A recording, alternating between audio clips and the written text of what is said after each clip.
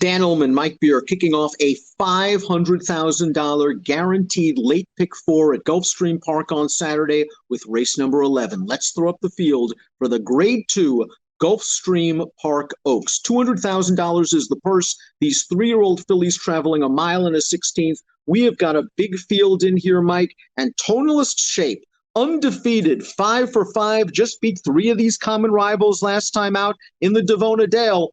She's got to deal with post number 9 going a mile and a 16th. Does that bother you? Yeah, it's not ideal. We'll see if she can overcome it. If nothing else, she has shown herself to be a very tactical horse, though, in all of her races. We're going to throw up the Timeform US pace projector for this race. Now, Timeform US has this race a red bar situation. I'm not sure it's just going to be a blistering pace. I think it'll be fair. I don't think, certainly not slow. But I do agree, Lake Avenue is probably going to make the lead. She's going to try to pull off the Demoiselle from two back. It's been a case of two races for Lake Avenue. We'll get to her in a bit, but she's making the lead in here. I don't think she has to go too fast to get it. I don't either. I think she can make the front, mostly because she has the horse. I think the other speed is Lucrezia, and she has that horse outposted in this race. Inveterate went gate to wire in her most recent race, the number 1, but that was against Maidens at Aqueduct. She stumbled badly at the start. She recovered very quickly. She was able to set a rated and controlled pace, and she just beat an overmatched field. She did some nice things in that race for Dermot Magner. This is a tough spot, first start against winners. Hey, maybe Manny Franco gets aggressive and tries to hustle out of there and take advantage of this post, but I don't think she's as fast as Lake Avenue or Lucrezia or some of these others. Yeah, I didn't think she was either. Although I will admit I have a little bit of a thing for this horse. I actually feel like she has some talent. I wonder if this is really where they wanted to run her, Dan. It feels like with no racing in New York, maybe they just had to call an audible and ship her down here to run. We'll see what she does down the line. I think she's in a little tough here.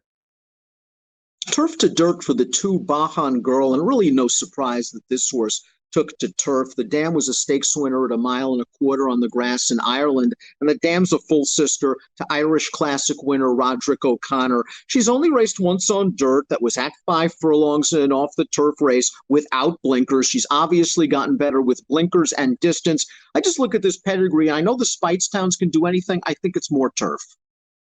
Yeah, I think she just got better with the surface switch, too, and now they're just taking a shot, bringing her back to the main track. Limited upside, I believe, for the 3 Spartanka. It took her 13 tries to graduate. She did so going a 1-turn mile last time out, and she beat a horse that came back to win a maiden special at Gulfstream with a 75 Beyer speed figure. She's got a little bit of tactical speed. It looks like Michael Maker has figured her out, and it's a nice confidence boost that Maker's running her here, but she's going to have to improve. And again, I'm not sure how much upside is left. Yeah, she's improved for Maker, to be sure, but she hasn't improved enough.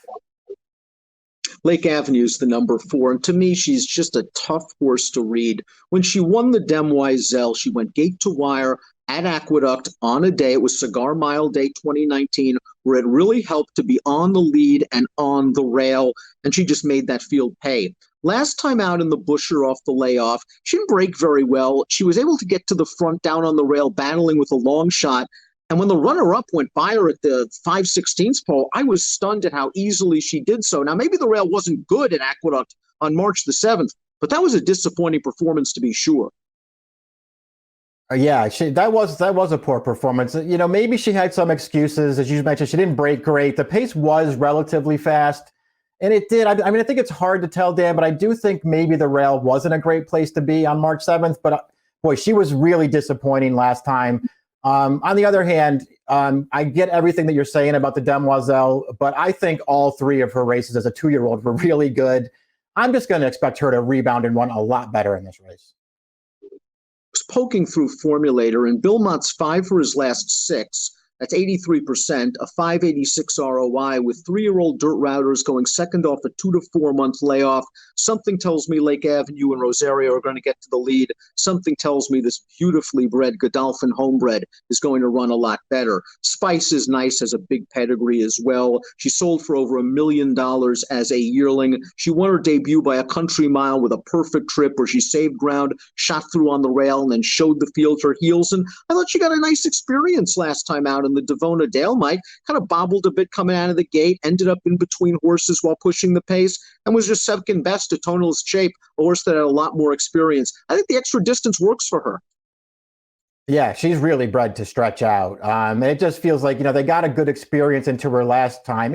She was no real match for Tonalist Shape, but, I don't know how much you could have really expected from her, Dan. She ran pretty well. She didn't break great. She was wide. She was no match, really, but I like the way she was staying on to the end of that race. She's supposed to get better with distance and with experience. Mike, I think the 6 Swiss Skydiver's got some serious price potential in here, especially if you're just not a fan of the horses based in South Florida. And I know you like this horse a little bit as well.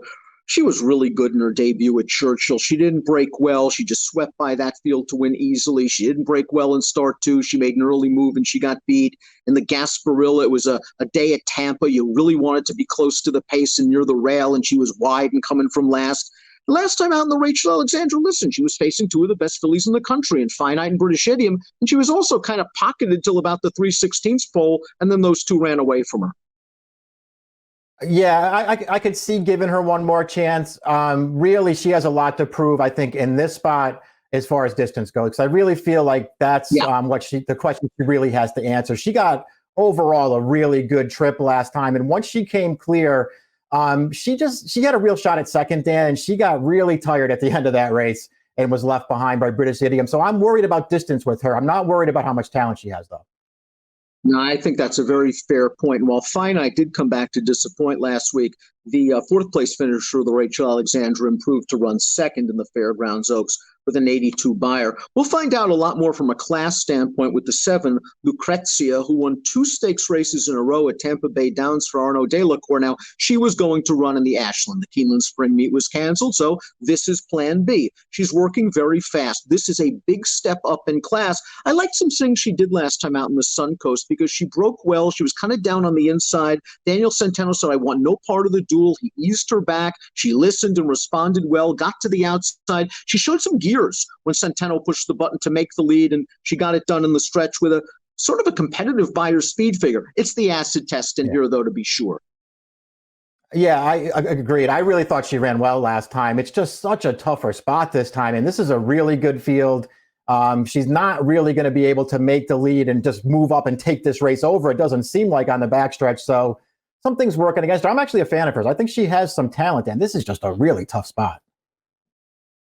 Dream Marie ran 3rd in the Devona Dale. She was one of the few horses actually doing any running, however, behind Tonalist Shape and Spice is Nice. I guess if you want to give her a little bit of extra credit for that, fine. It's been a nice story. A $20,000 maiden claimer, won 3 in a row, now graded stakes placed. I'm going to have to see her again. Yeah, it didn't run poorly at all last time. Had to come wide on the turn, got almost on even terms with Spice is Nice at the top of the stretch, and then just couldn't stay with that filly at the end of the race. And I don't see why it would be any different necessarily in this spot, Dan. I feel like she's up against it one more time. Tonalist Shape, the number 9, is the story of the race. She has a perfect 5 for 5 in her career. She has the 2 fastest races on paper. The 89 buyer in the Hut Hut Stakes is a 2-year-old. The 87 buyer when beating 3 of these in the Devona Dale. She was right up on the pace throughout, and really Spice is Nice was no match for her in the stretch. Now she's going to have to deal with 2 turns for the first time. She's going to have to deal with an outside post, but she has a wonderful amount of tactical speed. And if you look at this pedigree, why can't she get another 16th of a mile? It should be within her scope. Yeah, she's bred to stretch out. And I've maintained basically from the start that I felt like she was going to get better with more distance. Just from watching her run, it feels like she wants to go a little bit longer. So I'm not going to worry about the stretch out and distance either. This is a tougher spot, Dan. I mean, with Lake Avenue joining this field down towards the inside, I think it's going to be a little bit harder for her to win this race. But man, she's been good right from the start. She's very tactical. She's supposed to get this far. There's just a lot to like about this horse. Todd Pletcher as Spice is Nice, also has the number 10, Mrs. S, coming off of a graduation day performance going 1 1/8 miles at Gulfstream Park. It was an off-the-turf race. She had a nice, easy time of it on the lead. She was very, very green, drifting badly in the stretch. No wonder Todd puts blinkers back on. She doesn't have that trip available to her on Saturday. She's going to have to come from out of it from a tough post against better horses. Yeah, I feel like a lot stacked up against her, Dan. And I haven't been a fan of hers from the beginning. I think she has to improve a lot.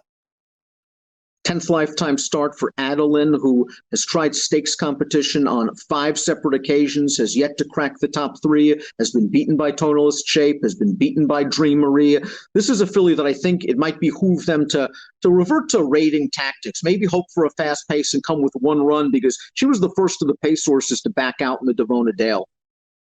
Yeah, that's true. She probably took the worst of it there, up there 4 wide trying to contest, and that was just not going to happen against that field. But it's not like she lands in an easier spot this time, Dan. In fact, she lands in a tougher spot.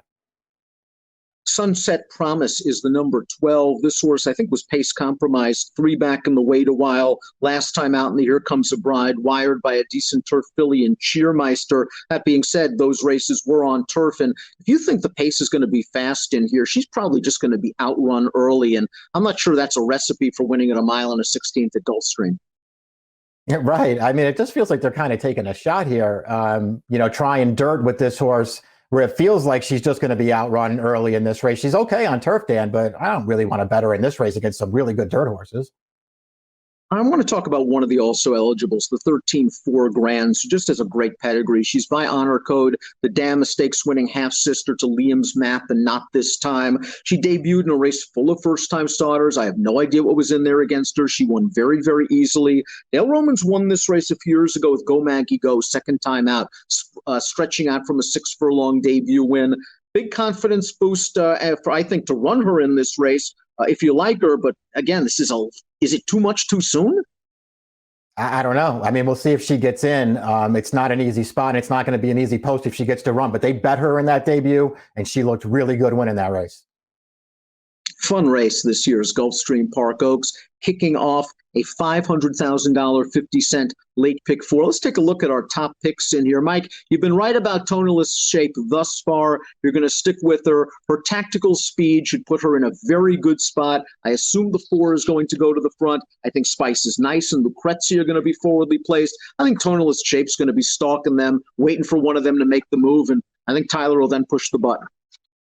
Yeah, I think so too, Dan. Listen, I'm not against Lake Avenue. I think she is going to run better in here. And I'm not even against Spice is Nice, who I think is going to take a step forward. But Tonalist Shape just hasn't done anything wrong. I think she can get the trip in this race. And we'll see how they bet it. I don't think she's going to be the favorite in here, but maybe I'm wrong about that.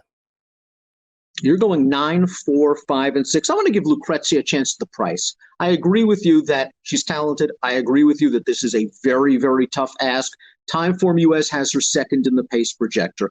If the number 4 horse, the pace setter, Lake Avenue, just doesn't have it anymore for some reason, maybe there's a chance that she does take this thing open, turning into the stretch, the short stretch at Gulfstream Park. She'll be a price. I'll take a chance with her. I got to spread a little bit in the pick. Mike, you're going 9, 4, 5, 6. I'm going 7, 9, 5, 8. Grade 2 Gulfstream Park Oaks kicks off the big guarantee pick 4, approximate post time 4:49 Eastern. Best of luck.